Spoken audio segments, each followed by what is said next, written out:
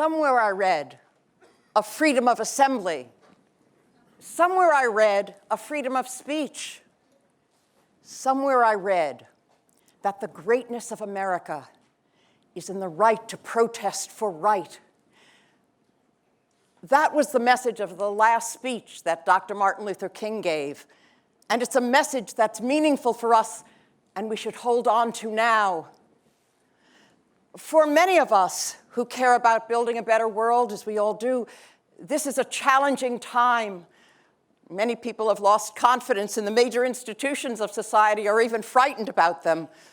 Government, politicians, employers, religious organizations, the press. And perhaps the worst legacy is that we've lost confidence in ourselves and a belief that we can actually change the world and make it better. Many people are frightened and confused and not sure what to do. And there's a diminished hope by many that we'll have a better world for our children. But we can change this world for the better if we organize. I learned this lesson over 4 decades ago. In 1971, I was a housewife in Chicago with 2 little kids under 3. I love those kids still. And like many women of my generation, I wanted to return to the workforce. Both I needed to support our family, and I wanted to also give back to society and become a teacher. But in order to do that, I needed childcare. And there was no city-funded childcare in Chicago. So with a number of other parents that I met in kids' playgroups, we decided to build our own childcare center across the street in a church and went to City Hall to try and get the appropriate licensing. But the codes were so restrictive and Byzantine that we couldn't proceed. We were sent to 32 different offices and then back to the first one, never having made progress. And we realized we needed to get organized. So we created an organization called the Action Committee for Decent Childcare. And we reached out to parents around the city. We went through some traditional organizations like the YWCA or churches and synagogues, and we also reached out through emerging groups like the Chicago Women's Liberation Union and other community organizations. And we gathered people together. We also reached out to childcare providers who shared our interest in revising the licensing codes as well as getting additional funding for childcare. And we held different community events and visibility events. And here's a picture from one demonstration where I am with one of our kids.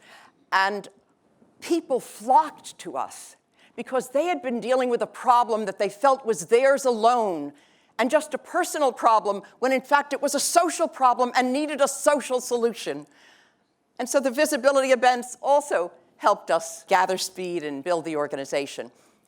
We then decided to hold community forums. We were holding one forum on the southwest side of Chicago in a church when the opposition came. There was an alderman and a group of aldermen who didn't want to spend any money on childcare. So they came to the meeting and very hostilely said to us, "Aren't any of you good mothers? Don't you know how to take care of your kids?" Now, I was chairing the meeting, and I was really frightened, and I didn't know what we would do.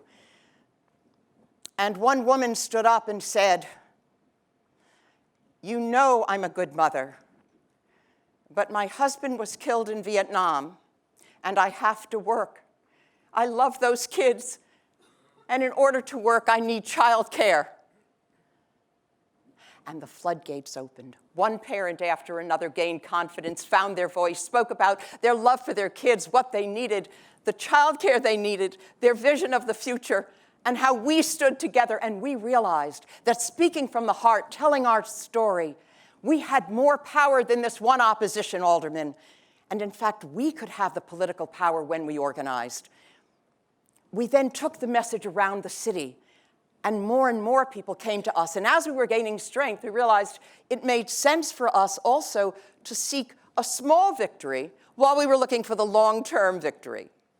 And so we asked a department head, would they do a study on childcare, what existed in the city and what we needed? And one department head said we couldn't do the study, but she agreed to meet with us.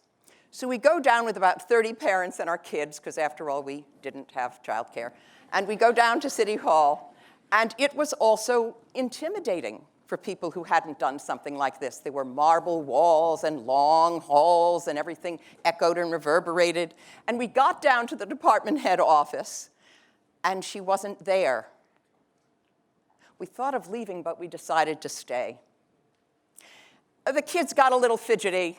They started fingering some files, and one of them found the very study that we had been asking for.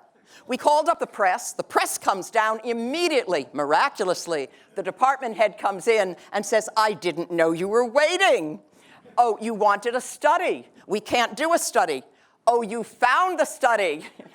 And at that point, she agreed to have city-sponsored forums around the city on childcare.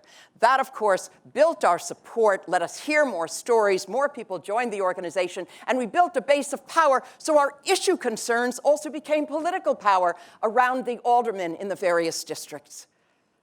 And 6 months after we began organizing, we won. And one of the most powerful mayors in the entire country agreed to one-stop licensing center for childcare, a licensing review board made up of parents and childcare providers, and $1 million for childcare when $1 million was real money.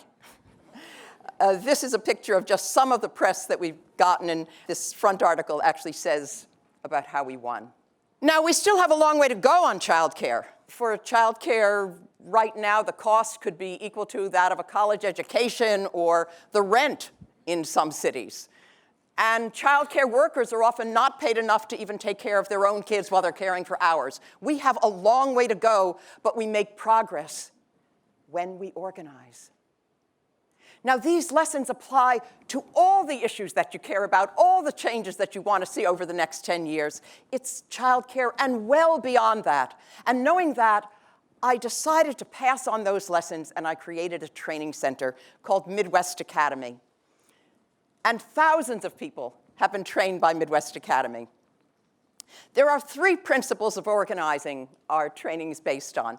The first is that based on the values, we want to win real improvements in people's lives, not just have abstractions as important as freedom, justice, and democracy is, and our values are at the core, but we want to actually improve people's lives.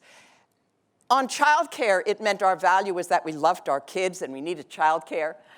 And the concrete improvement was we needed to change licensing as well as increase the funding.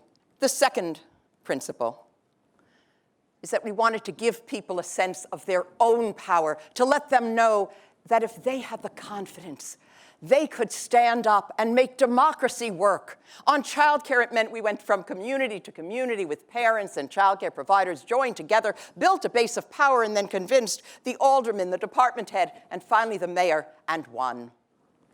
And the third principle, we want systemic and structural change. Beyond the important individual changes, we also wanted to change the relations of power and hold those in power more accountable. And so on childcare, the licensing board of parents and childcare providers meant we could make decisions about the future, and also we built our organization. So in addition to the movement we built, we also built organization that could go victory to victory. Now, these lessons apply not just to childcare, but to all the issues that you care about and have cared about in the past. On civil rights, because people stood up, we won voting rights and civil rights, even against what seemed like insurmountable odds and violent opposition and hostile political direction. Now we know that we have much further to go. And right now, there's an erosion of voting rights and civil rights. But we can make progress when we organize. On rights on the workplace, last year in 19 states, 4.3 million people had their wages increased because there was a struggle around a living wage and $15 an hour. Now we have much further to go, but we'll make progress when we organize. On immigration reform, there now are 11 million people tragically living in the shadows and in fear. not sure of what happens with the rest of their life, but because we've organized, a majority of this country believes in a pathway to citizenship, and a good majority of this country believes that all people should be treated with dignity and respect, including refugees. It's not a question of if, but only a question of when. If we organize. This was a picture of an immigration demonstration that I was in a couple of years ago, and one of the signs that reflected our values in the demonstration was a sign that said, "I dream in American." A sign in another demonstration was, "If they don't let us dream, we won't let them sleep." This is active organizing. The demonstrations matter, the clicktivists matter, the online, the on the ground. It all matters, but it matters to be part of organizing for change. And if we organize on all the issues you care about over the next 10 years and more, we will change this world for the better. I look forward to celebrating our joint victories together when we organize.